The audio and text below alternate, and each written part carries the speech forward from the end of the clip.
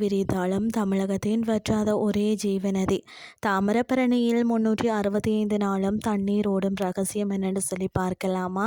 வாங்க.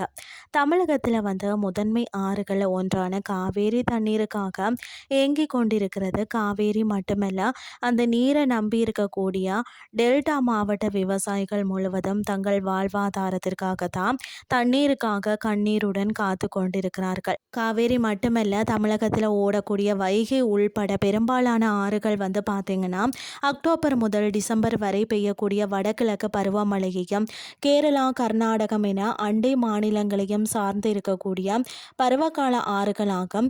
இதனால் தான் கோடை காலத்தில் பிற ஆறுகளின் நீர் வற்றி விடுகிறது.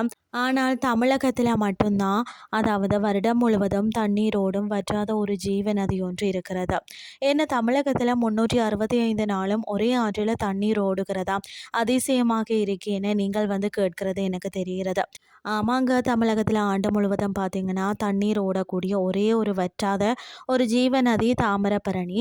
தமிழகத்தின் மற்ற ஆறுகள் தண்ணீருக்காக அண்டை மாநிலங்களை எதிர்பார்த்து கொண்டிருக்க, தாமிரபரணி மட்டும் பார்த்தீங்கன்னா யார் உதவியும் தேவையில்லாமல் ஆண்டு முழுவதும் தனது கடமையை பார்த்தீங்கன்னா செவ்வனே செய்து கொண்டிருக்கிறது.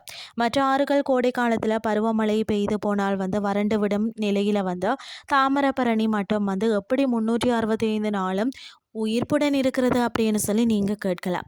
நான் மேலே சொன்னபடி தான் மற்ற ஆறுகள் வடகிழக்கு பருவமழையும் அண்ட மாநிலங்களின் மழையையும் சார்ந்து இருக்கிறது. ஆனால் தாமிரபரணி ஆறு பாயக்கூடிய பொதிகை மலைப்பகுதி பார்த்தீங்கன்னா தென்மேற்கு பருவமழை ஜூன், செப்டம்பர் மற்றது வடகிழக்கு பருவமழை ஆகிய 2 பருவமழைகளின் பலன்களையும் பார்த்தீங்கன்னா நேரடியாக பெறுகிறது.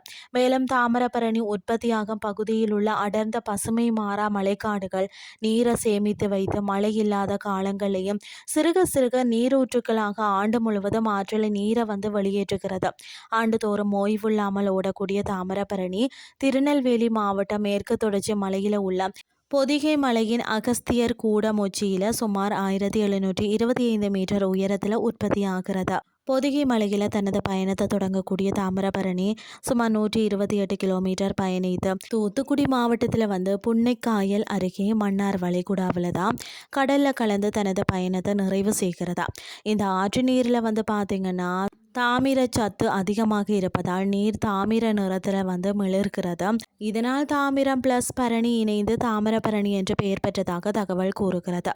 தாமிரபரணி நீரை தேக்கக்கூடிய அணைகளை பார்த்தீங்கன்னா, அதாவது காரையாறு, சேர்வலாறு, மணிமுத்தாறு, மற்றது கடனா நதி, மற்றது பார்த்தீங்கன்னு சொன்னால் பச்சையாறு, மற்றது சிற்றூரு ஆகியவை தாமிரபரணியின் முக்கிய துணை ஆறுகளாக விளங்கி வருகிறது. தாமிரபரணியின் குறுக்கே முதல்ல பிரம்மாண்டமான பாபநாசம் அணை உள்ளது. இது மட்டுமின்றி மணிமுத்தாறு அணை, சேர்வலாறு அணை, கடனா நதி அணை ஆகிய பிரதான அணைகளும், தலையணை, கன்னடியன் அணைக்கட்டு, மற்றது அரியநாயகிபுரம் அணைக்கட்டு, மருத்தூர் அணைக்கட்டு, மற்றது பார்த்தீங்கன்னு சொன்னால் ஸ்ரீ வைகுண்டம் அணைக்கட்டு உள்ளிட்ட முக்கிய தடுப்பணைகளும் தாமிரபரணியின் வேகத்தை கட்டுப்படுத்துகிறது.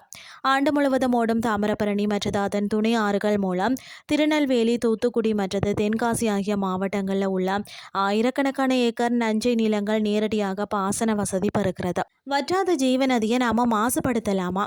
இப்படியாக காவேரி, வைகை என தமிழகத்தின் மற்ற ஆறுகள் காலை வாரிவிட இயற்கையின் அணையின் கருணையால் தாமிரபரணி தனது இடைநில்லா சேவையை வருடம் முழுவதும் பார்த்தீங்கன்னா தொடர்ந்து வருகிறது. ஆனால் சுயநலத்தை முதன்மையான கொண்டவர்கள் பார்த்தீங்கன்னு சொன்னால் செய்யக்கூடிய ஆக்கிரமிப்பு, நெகிழி, சாயக்கழிவுகள், கலப்பு உள்ளிட்ட நடவடிக்கைகளால் தான் பார்த்தீங்கன்னா தாமிரபரணி தாய் பொலிவை இழந்து அழிவை நோக்கி சென்று கொண்டிருக்கிறது. தமிழகத்துக்கே பெருமை சேர்க்கும் தாமிரபரணியை காப்பது நம்மளுடைய தலையாய கடமை ஆகும் அல்லவா? இன்றைய கிறிஸ்டி உங்களுக்கும் பிரயோசனமாக அமைஞ்சிருக்கும்னு சொல்லி நானும் நம்புகிறேன். இதே மாதிரி மற்றொரு கிறிஸ்டின் வேலைக்கு உங்களை சந்திக்கிறேன். நன்றி.